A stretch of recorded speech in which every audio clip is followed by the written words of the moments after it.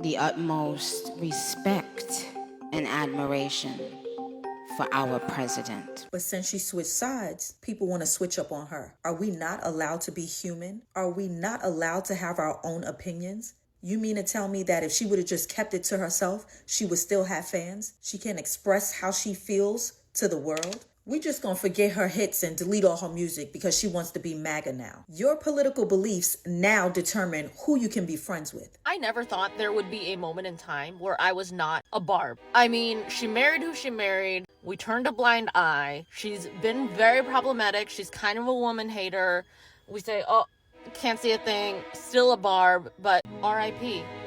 Today marks the death. It took me some time to solidify my thoughts for this video. Not because the situation was confusing, but because it forced me to sit down with my own contradiction. Now, this video is not about Nicki Minaj's personal politics, but it's about the public relations fallout that followed her sharing a stage with Erika Kirk and the commentary that came with it. Since then, I have heard a lot of people say Nicki Minaj used the LGBTQ plus community to amplify her celebrity. And honestly, I don't disagree. But she's also not unique in that behavior. And that's where my dilemma began. Because a lot of us tolerate selective advocacy from celebrities until it touches a community that we might belong to. One thing that we have to understand is that celebrity endorsements, they're not meant to educate anybody. They're truly meant to amplify whatever that message may be. Research in political communications has consistently shown that celebrity endorsements do not increase voter understanding of policy. I don't think any of us would be surprised with that. What they increase is attention, emotional alignment, and identity-based loyalty. In other words, endorsements don't educate any of us. They amplify whatever that message they're pushing. That doesn't mean that people are stupid. It means people are human. When celebrities like Nicki Minaj, Jennifer Lopez, Meg Thee Stallion, or Cardi B speak politically, fans don't process that information the same way they would a policy paper or a debate. They process it through parasocial trust. The feeling of, I know this person, I relate to this person, I trust this person. All of that is psychological. It has nothing to do with civic engagement. And most people will say, I don't listen to celebrities about politics. But behavioral data shows something else. Celebrity endorsements matter most for the voters that don't have the information, low information voters, undecided voters, and people who are politically disengaged. And as a 41-year-old woman, I can tell you that I have been politically disengaged from a lot of people and maybe even a lot of the topics, which I hate to admit, but it's a fact. I have been politically disengaged from a lot of things that I should probably be paying attention to. I hate to admit that. The celebrity endorsement doesn't have to change someone's mind.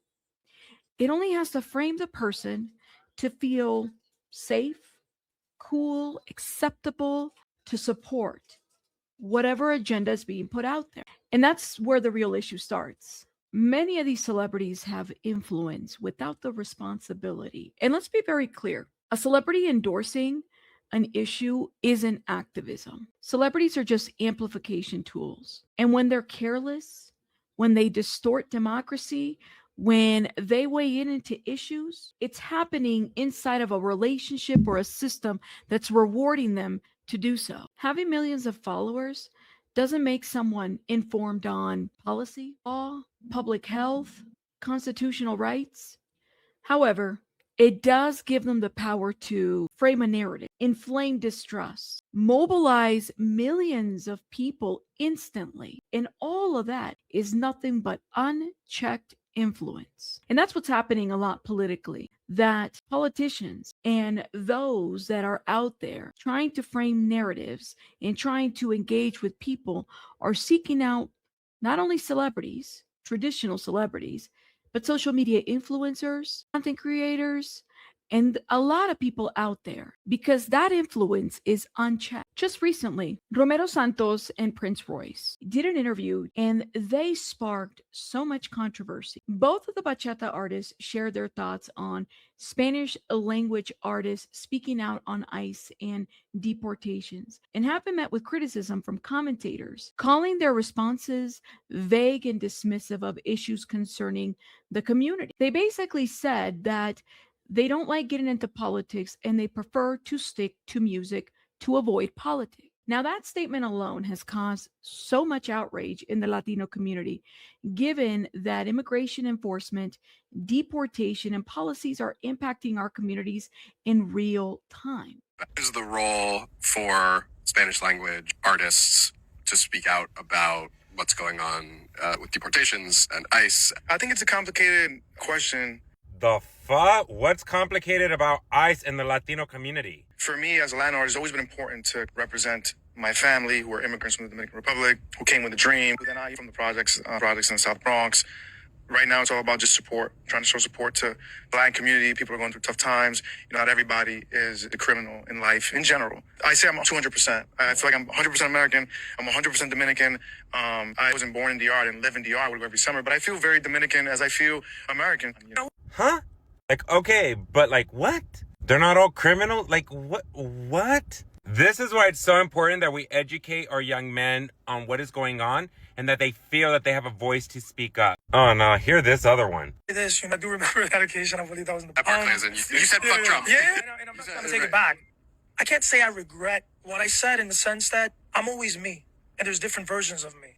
If you ask me today what's my opinion about any of that, I would tell you I think artists should stick to music. Ay, ay, ay. Music is political. Look at Los Tigres del Norte. Just regret not focusing on what I'm here to do, which is give good music. At that time, was there blowback? Not at all. Either, like, can't say that, you shouldn't say that, please don't say Well, that. I tell you what, at the time I had one kid. I have 5 in total. I think when you get older, a good way to evaluate what you need to work on is if they ask you, hypothetically speaking, do you want your kids to be exactly like you? If you're able to say, hell yeah, I don't want my kids ever to go on stage or any public clinic. I'm like, you know what? Lead by example. That's what I meant. What was that word salad, you guys? Like, what the hell? But again, they're musicians, they're Latinos, they're wealthy. They take the money from the culture, from the gente. But we all know that what is happening is not just immigration enforcement. We all know what they're doing. And how many young Latino U.S. citizen boys have been caught up in this mess? Because I've made videos, multiple videos. Boys that look just like these two men. It's moments like this that remind me of the writings of Martin Niemöller. His poem, First They Came For, and I Did Not, Because I Was Not. And ultimately, we know how that poem ends. And it's this idea that silence feels safe until it's your turn. This is deeply familiar to marginalized communities. Because when policies don't touch you yet, disengagement feels like neutrality. But when they finally do, it's already too late to pretend it was never political. So when celebrities opt out by saying they don't want to get involved, it doesn't land as neutrality. It lands as you've abandoned us. Celebrities don't owe us any kind of political leadership. And when someone you identify with refuses to acknowledge a threat already at your doorstep, it feels personal. And that's a very dangerous zone. Because we insist on seeing everything through only 2 political parties, we forget something basic, that we are all complicated creatures. 2 political parties do not capture our full complexities or histories or our stories. They flatten the lived experiences into labels that were never designed to hold. And once politics is reduced that way, it opens the door to something else. Outsourcing judgment. So I have to ask you guys, why does a political party feel the need to announce which celebrity endorses them? And why does a celebrity feel obligated to tell millions of fans who they support? Since when did fame become a qualification for political judgment? A celebrity endorsement doesn't determine who the right candidate is. It only shows who has reach. This is where things get more complicated. If a celebrity like Jennifer Lopez or Cardi B grew up in the Bronx, experienced poverty, instability, and then they become wildly successful. I think a fair question has to be asked. Are they still materially attached to those roots after the first millions and hit singles? Because remembering where you came from is not the same thing as living under the policies you now endorse. Success changes with proximity. Money creates insulation, and fame can remove consequences. When you're no longer dependent on public systems, when housing insecurity is no longer a threat, when healthcare is private, when immigration enforcement, policing, or education policy will never and doesn't directly destabilize your life, your relationship to political outcomes fundamentally shifts. That doesn't erase your past, and it doesn't invalidate your struggle, but it does change who pays the price now. Policies don't honor origin stories. They apply in real time to people who don't have buffers, security, or exit ramps. And this is exactly where cosplay populism still applies. Cosplay populism doesn't mean someone never struggles. It means someone speaks as if they're still carrying the same risk while no longer being subject to the same fallout. You can authentically remember poverty and still be structurally removed from it. You can speak the language of the people while never having to live with the consequences of the positions you promote. That's the difference. We live the consequences. The celebrities don't. This distinction is something I understood long before social media or celebrity endorsements. Growing up, one of the most influential norteño groups in my life was Los Tigres del Norte. I remember watching a film where one of the band members portrayed a man crossing the border alongside with other undocumented immigrants. They saved their money, they paid coyotes, they risked everything for the chance of a better life. Most of them didn't survive the crossing. The main character did, only to be detained and deported back. That story stayed with me as a first-generation kid because while crossing the border is illegal, the film didn't treat the stakes as abstract or symbolic. It showed what policy looks like when it collides with real lives. It didn't romanticize the struggle. It showed consequences. And that's the difference. Los Tigres del Norte weren't performing hardships for applause. They weren't insulated from the reality that they were depicting. They weren't speaking as if they were telling stories rooted in what their community actually lived through. That isn't cosplay populism. That's a community telling its own story. And it's exactly why the distance created by wealth, fame, and protection matters so much when celebrities weigh in politically. Because once you no longer live under the policies you reference, the story changes, even if the language stays the same. And this is where it connects directly back to Nicki Minaj. Because when Nicki flirts with political narratives, there's a reality we can't ignore. Will Nicki ever be deported? Will she ever face an ICE knock at the door? Will she ever worry about being separated from her child, her family, her husband overnight because of a policy shift? No, that doesn't make her evil, but it does mean that she is structurally insulated from the outcomes of the politics she gestures towards. And any celebrity for that matter, the J-Lo's, the Cardi B's, the Meg Thee Stallions, the Beyoncé's, Jay-Z's, all of these people, they are structurally insulated from outcomes of the politics they gesture towards, they support. We should be allowed to change our minds. Nicki Minaj should be allowed to change her mind politically. We should be allowed to evolve. Snoop Dogg did it. Russell Brand has done it. Lindsay Lohan has done it. Snoop Dogg, for example, said in 2017 that he would roast any artist who was willing to perform for Trump in his inauguration. Apparently, he had a change of heart. Snoop changed his tune after Trump pardoned Michael Harris, co-founder of Snoop's first label, Death Row, when Harris was in prison for a drug offense. Snoop Dogg said of Trump, "He has done only great things for me. He pardoned Michael Harris. So I have nothing but love and respect for Donald Trump."